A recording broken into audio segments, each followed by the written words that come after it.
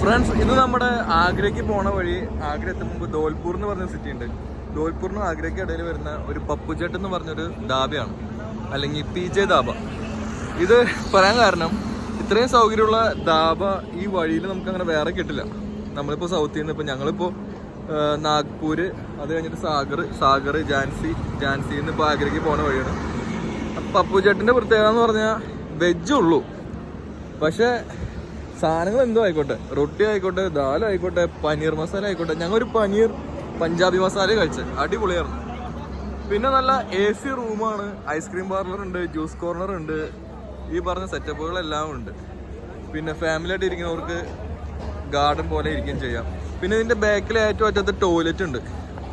നമ്മൾ എന്താ പറയുക, നോർത്തിൽ വന്നിട്ട് നമുക്ക് മറ്റേ സെൻസറുള്ള ടൈപ്പൊക്കെ ടോയ്ലറ്റൊക്കെ കുറവല്ലേ, അത്ര സൗകര്യമുള്ള ടോയ്ലറ്റ് എന്നാണ് ഞാൻ ഉദ്ദേശിച്ചത്. പിന്നെ ഇതിൻ്റെ അകത്ത് നമുക്ക് ഗാർഡനിൽ ഇരിക്കുന്ന പോലെ തന്നെ നമുക്ക് ഇതിൻ്റെ അകത്ത് കയറി ഇരിക്കാവുന്ന സെറ്റപ്പും ഉണ്ട്.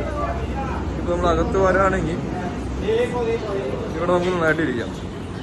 ഇവിടെയും ക്ലോസ്ഡ് അല്ലെങ്കിലും ഇവിടെയും AC കാര്യങ്ങളൊക്കെ ഉള്ളതാണ്. AC റൂമാണ്.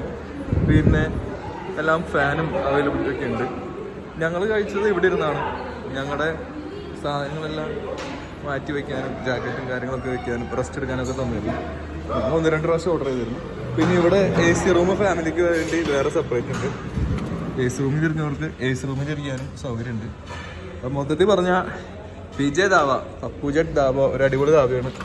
അപ്പോൾ ഈ വഴിയൊക്കെ പോകുന്നുണ്ടെങ്കിൽ ഒന്ന് റെസ്റ്റ് എടുക്കാനും നല്ല ഫുഡ് കഴിക്കാനും ഒക്കെ സൗകര്യം ഉള്ള ഒരു അടിപൊളി ധാബയാണ്.